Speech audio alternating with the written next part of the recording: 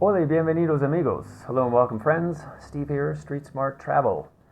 This is the July 2026 travel budget for Ecuador. And spoiler alert, this was the most expensive month that I've had so far down here in Ecuador since arriving in November of 2022. The reason for that is because I had a medical emergency where I had to go to the hospital after a Pitbull attack while I was walking along the Tena River, middle of the afternoon.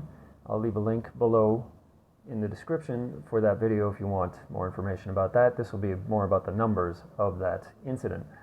So this was an unexpected and very unpleasant event, but because I follow a principle called margin of safety, I decided I was going to have money set aside for just such an emergency, and good thing I did, because this blew a giant hole in my monthly budget, and I spent about 2 months worth of what I would normally budget down here on this one episode of being attacked, between going to the hospital, getting cleaned up and stitched up, and the meds that I needed to be able to heal.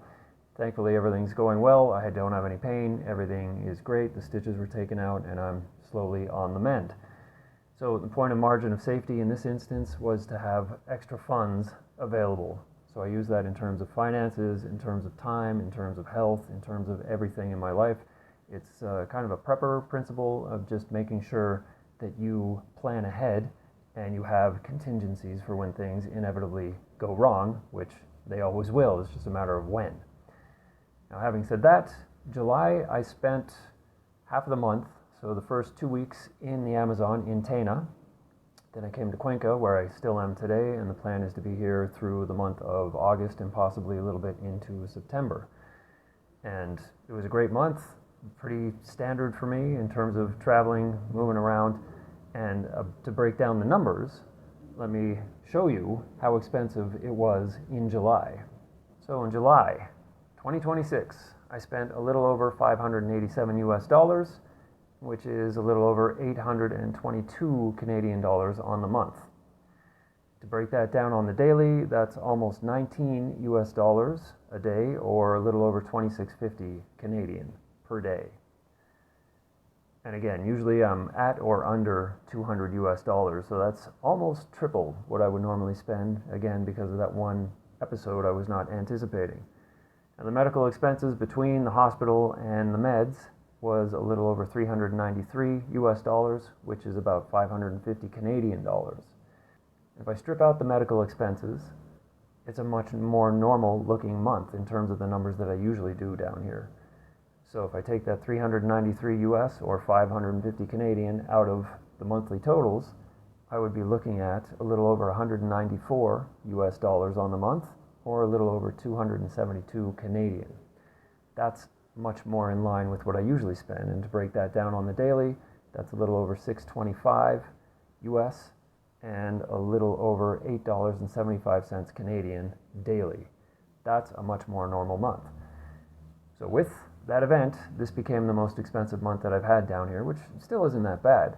Now, the second most expensive month was December 2022, so my first full month in Ecuador when I was still figuring things out. I was staying at Airbnbs, eating in restaurants, before I simplified my approach and got things locked down in terms of how much money I spend a month.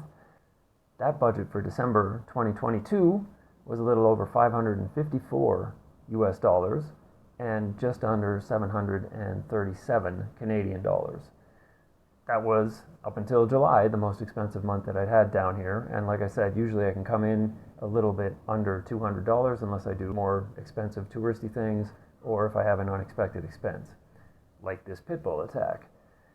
And just a word about my hosts here. When I came back and showed them I'd been attacked by a dog, they took me immediately to the hospital, stayed with me for the whole thing, and helped me out at the end, because in my haste and my state of shock, I came in, grabbed my money belt, this is before going to the hospital, and managed to leave it on the table. I didn't put it in my bag, which I took with me to go to the hospital. So that meant, after this procedure, I could either come back here, get my money belt and my credit card, go back to the hospital and pay, and then come back here.